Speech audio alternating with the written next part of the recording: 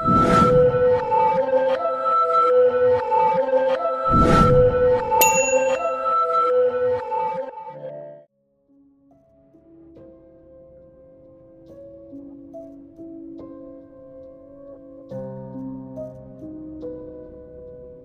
alien encounter?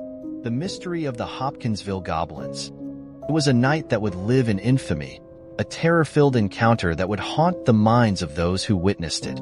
On a warm summer evening in 1955, two families in the rural town of Kelly-Hopkinsville, Kentucky, encountered something that defied all explanation, something they called the Hopkinsville Goblins. Little gray beings with big black eyes, these strange visitors caused panic and terror as they descended upon the peaceful countryside. The encounter lasted for several hours, leaving the families shaken and the town buzzing with rumors. Was it a hoax? A misidentification of a natural phenomenon?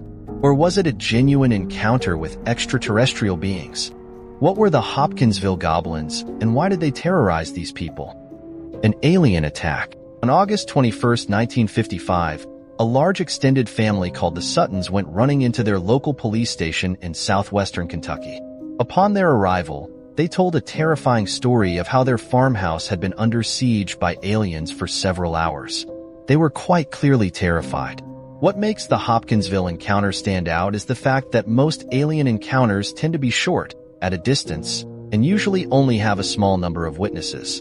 The Hopkinsville encounter, on the other hand, was drawn out, at close range, and had 12 witnesses. Unsurprisingly, the local and then national news soon got hold of the story. The story became the basis for the idea of aliens being little green men. This is despite the fact that the witnesses never actually described the aliens as green, only small.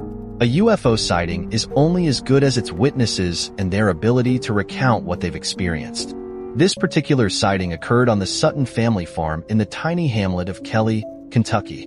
The Sutton family lived in a small, unpainted house that lacked water, a phone line, a radio, a TV, or even books.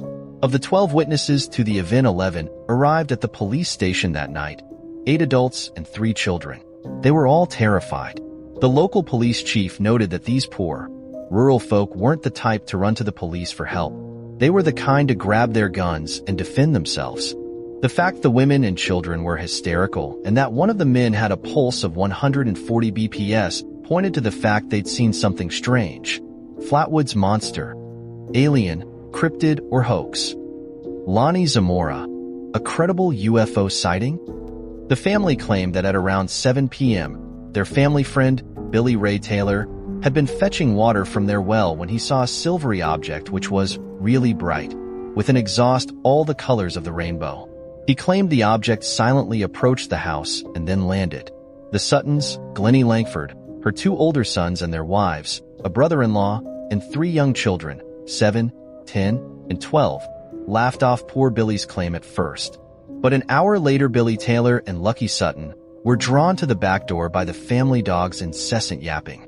They noted a bizarre glow and said they saw a small humanoid creature watching them. The creature was 3.5 feet tall with an almost perfectly round, oversized head. It had long arms that nearly reached to the ground, and at the end of each arm were talons. To top it all off, the creature's eyes glowed yellowish light. Some people dubbed these creatures the Hopkinsville Goblin. This being rural Kentucky, the 2 terrified young men grabbed a 20-gauge shotgun and a .22 rifle and started firing at the creature. Supposedly, the creature carried on approaching the kitchen door with its hands up before fleeing from the gunfire. Not long after this first encounter, the men claimed to have seen another creature approach a side window. They fired again, and the alien once again retreated. The family later reported that their weapons appeared to have had no effect on the little men. For some reason, Taylor then decided it would be prudent to step outside. The door had a small, overhanging roof, and he claims a claw-like hand reached down and touched his hair. The terrified family yanked him back, and while Lucky gave covering fire, firing into the overhang and at another creature perched in a nearby tree. From there, things calmed down a little. The next several hours were spent hiding in the house listening for the creature. The family heard repeated scratches on the roof, and by 11 p.m. were sufficiently terrified that the entire family made a run for their cars and raced to the police station. Explanations. Seeing the family so terrified, and not particularly enthused at the thought of a pitched gun battle in his small town, the local police chief took the report seriously.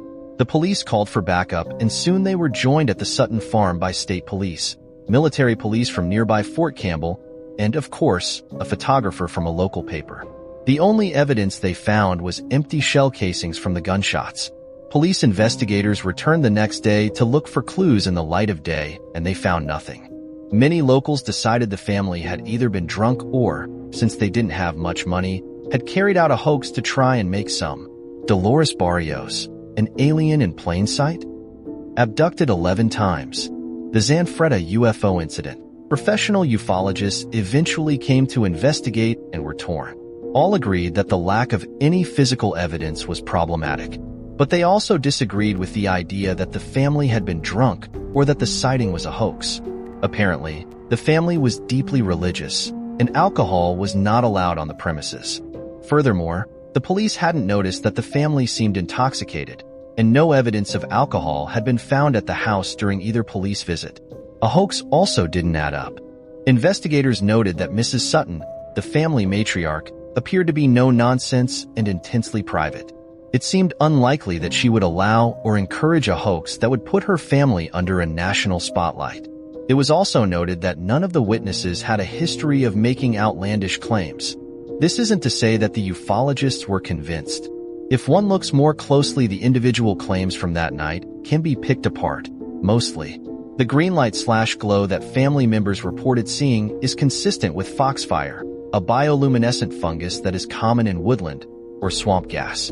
The first UFO sighting that sparked the whole encounter was likely a small meteor. There had been other sightings that night. But what about the little men themselves? They were probably great horned owls. These large birds have long wings that could be mistaken for arms, talons, glowing yellow eyes, and a large round head.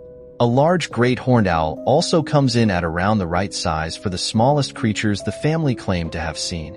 They are also active at that time of night and can be extremely aggressive when defending their territory. Owls and meteors. Like so many UFO sightings before it, the Hopkinsville encounter is quite easy to write off as false if one looks at all the facts. It seems most likely that the family saw a meteor streak across the sky and then came under attack from owls. Perhaps they'd been drinking, or perhaps a case of mass hysteria set in. For whatever reason, the family mistook the birds for aliens and got increasingly worked up as they fed off of each other's fear. Of course, not everyone is convinced, and many people believe the encounter was real. These believers point out that the creatures the family saw seemed to be more curious than aggressive, even after coming under fire. And since when were owls immune to bullets? These believers are also likely to point out that skeptics always blame alien sightings on swamp gas. Perhaps the least realistic part of the story, however, is the part where the aliens were seemingly deterred by the gunfire. It seems unlikely that visitors advanced enough to travel interplanetary distances would be afraid of a .22. Or maybe they weren't aliens at all, but were actual goblins. People will always believe what they want to believe. Whether the Hopkinsville Goblins were real or not, one thing is true, they gave pop culture its Little Green Men by Robbie Mitchell.